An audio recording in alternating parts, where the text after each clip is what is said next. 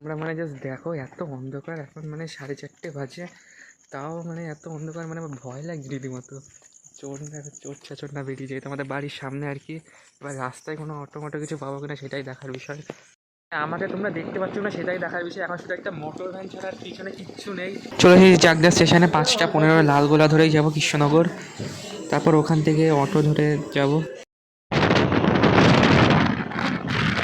এসেছি কৃষ্ণনগর স্টেশনে, এবার বাইরের থেকে অটো ধরে বা বাসে করে যেতে হবে মায়াপুরে মেন যে মন্দিরটায়। টোটোটা করে যাচ্ছে, যে 300 টাকা নেবে, একদম মায়াপুরের মেন গেটের সামনে নামিয়ে দেবে।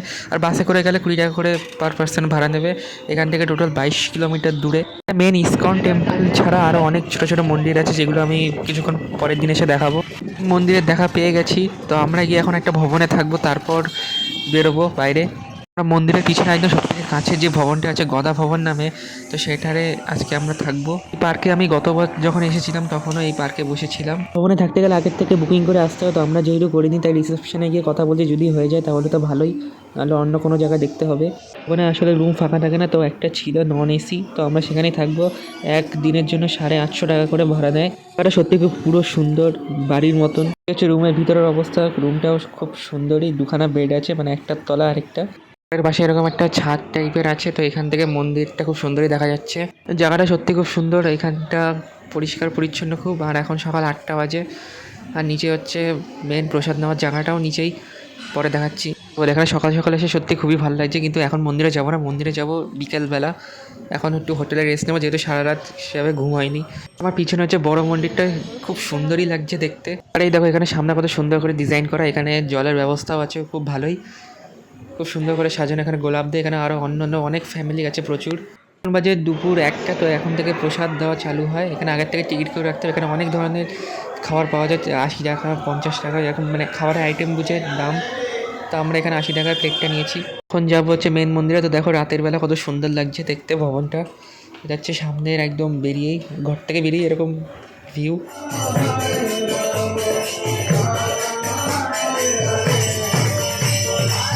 এই যে হচ্ছে বড় মন্দিরটা, এখনও এটা উদ্বোধন হয়নি।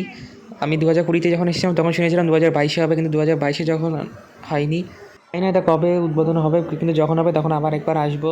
আর এটার কাজ কিন্তু রাতেও চলছে, দিনের বেলাও চলছিল দেখছিলাম। এখন হচ্ছে পাশের একটা মন্দির যেটা আছে ওখানে চলে এসেছি। এখানে আমি একটা শর্ট ভিডিও করেছিলাম যখন আমার চ্যানেল নতুন ছিল, যদি না।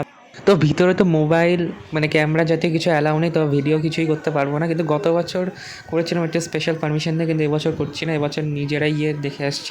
হচ্ছে মেন মন্দিরটা সামনের থেকে এরকম লাগে দেখতে রাতের বেলা, সত্যি খুবই সুন্দর লাগে। জুড়েতে উদ্বোধন হয়ে যায় তাহলে তো আরও ভালো লাগবে। এখন যাচ্ছি পুরনো একদম মায়াপুরের যে মন্দিরটা সেখানে যাচ্ছি। পুরনো মন্দিরটা এটা হচ্ছে একদম মেন যেটা, আর এটা হচ্ছে পাশে তৈরি হচ্ছে, একদম ডিজাইনটা একদম হুবহু এক। এখানে কিন্তু আশেপাশে অনেক দোকান আছে, যেখানে প্রসাদের দোকান, তাছাড়া জামা কাপড়ের দোকান, খাবারের দোকান, অনেক কিছুই আছে এখানে। মন্দিরের ভিতর থেকেও ঘুরে চলে এসেছি, ওখানেও ভিডিও করতে ক্যামেরা যেতে কিছু অ্যালাউ করবে না, তাই কিছুই করতে পারিনি। ওখানেও একই, জাস্ট একটা মূর্তি আছে। আর ওপরে যেতে হলে এক্সট্রা টিকিট কেটে যেতে হবে, তো আমি তো যাইনি ওখানে। এখন ভবনের দিকে যাচ্ছি, দেখা সব হয়ে গেছে। এই হচ্ছে আমাদের ভবনটা, যার নাম হচ্ছে গদা ভবন। রাতের বেলা সত্যি খুব সুন্দর লাগছে। দোকার একদম ডান দিকেই হচ্ছে মেন প্রসাদের জায়গাটা। গত বছর যখন এসেছিলাম তখন ওখান থেকেই খেয়েছিলাম। এখানে দিনের বেলা যেমন গরম, রাতের বেলা তেমনই বৃষ্টি হচ্ছে, খুব বাজ পড়ছে এখানে। তো কারেন্ট চলে গেলো তাই ঘুমিয়ে গেল। এখন রাত 1টার মতন বাজে, ভীষণ মারাত্মক বৃষ্টি হচ্ছে বাইরে। এখন বেরিয়ে গেছি আশেপাশে সাইট সিইং করার জন্য। এখানে আশেপাশে অনেক ঘোরার জায়গা আছে, তো ওই যে হচ্ছে মেন মন্দির। এখন দূরে যাচ্ছি আস্তে আস্তে, এখন ফাঁসিয়ে যাবো গঙ্গা নদীর ধারে। এখানে আশেপাশে হঠাৎ রাস্তার ধারে দেখলাম কাশফুল রয়েছে, তাই দাঁড়িয়ে পড়লাম। এখানে কাশফুলগুলো খুব সুন্দর লাগছে। দুর্গাপুজো দেখতে চলে যাচ্ছে, কালকে হচ্ছে মহালয়া। চলে এসেছি একটা মন্দিরে, এটা হচ্ছে যতদূর সম্ভব চৈতন্য মহাপ্রভুর কোনো একটা স্থান। আমি নামটা ঠিক জানি না, এখন ভিতরে গিয়ে দেখি। যতদূর বুঝলাম এখানে সন্ধ্যাবেলা এখানে কীর্তন আনন্দ হয়, এখনও গান হচ্ছে, কিন্তু লোকজন তেমন কেউ নেই। এখানে সামনে গার্ডেন টাইপের খুব ভালো জায়গা আছে, আর এখানে মারাত্মক রোদ, এখন একদম মাথা পুড়ে যাচ্ছে একদম। আর আপনারা চাইলে ভিতরে গিয়েও জুতো খুলতে পারেন। এখানে লেখা রয়েছে ফটো ভিডিও করা বারণ, কিন্তু এখানে সামনে এরা কিছু যেহেতু বলছে না তাই আমি ভিডিও করছি, নাহলে আমি করতাম না যদি কিছু বলতো।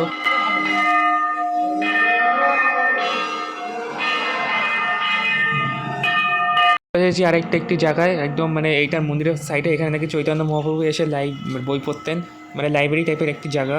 তো সেখানে ভিতরে আর যাচ্ছি না।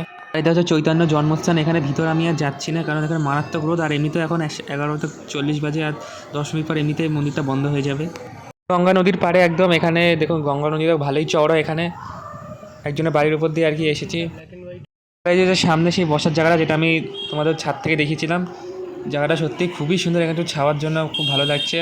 এটা একটা পার্ক টাইপের বলতে পারো। এখানে বসার জায়গাটা খুব সুন্দর। সন্ধ্যাবেলা এখানে অনেক লোকজন এসে বসে থাকে একদম ভবনের সামনেই। আর এই যে হচ্ছে মন্দির, এখান থেকে দেখা যাচ্ছে খুব ভালোই। বাঁদিকে হচ্ছে পার্কিং এরিয়া, যদি তোমরা গাড়ি নিয়ে আসো তাহলে ওখানে রাখতে পারবে। আর ডান সাইডে যে গাড়িগুলো দেখতে পাচ্ছ এগুলো হচ্ছে ভাড়ার গাড়ি, তোমরা চাইলে দূর দূরান্তে যেতে পারো। মহালয়া সবাইকে আজকে হচ্ছে পরের দিনে এখন আমরা ভবন থেকে বেরিয়ে যাচ্ছি।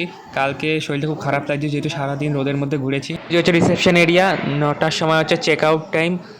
আর কালকে বিকালে কোথাও বেরোয়নি, সারাদিন হোটেলেই ছিলাম। আমরা তো ট্রেনে করে এসেছিলাম, এখন যাচ্ছি গাড়িতে করে বাড়ি। আর এই হচ্ছে আমার পিছনে হচ্ছে মন্দিরটা। টাটা করে দিচ্ছি, কারণ আবার কবে আসবো ঠিক জানি না। আর এখানে এখনই সকাল সকাল কত রোদ, মারাত্মক রোদ এখানে। আর এখানে এই যে একদম বলেছিলাম যে এখানে গাড়ি ভাড়া পাওয়া যায়, ওইখান থেকে গাড়ি নিয়ে যাচ্ছি। জাস্ট 4 বছর আগে এখানে এসেছিলাম মায়াপুরে যাওয়ার সময়। তো এখানে রাস্তাগুলো খুবই সুন্দর। এটা হচ্ছে হবিবপুরের জায়গায় একটা এরিয়া। এখানে দেখতে পাচ্ছ লরির কত জাম, তাই আমরা অন্য সাইড দিয়ে যাচ্ছি আর কি। অবশেষে বাড়ি পৌঁছে গেছি। তো আমি 3 দিন ছিলাম, তো 3 দিনের একটা ভিডিওর মধ্যে কভার করার চেষ্টা করেছি। চাইলে 3 থেকে করতে পারতাম কিন্তু করিনি, একটার মধ্যে করেছি। তো তোমাদের কেমন লাগলো অবশ্যই কমেন্ট করে জানিও।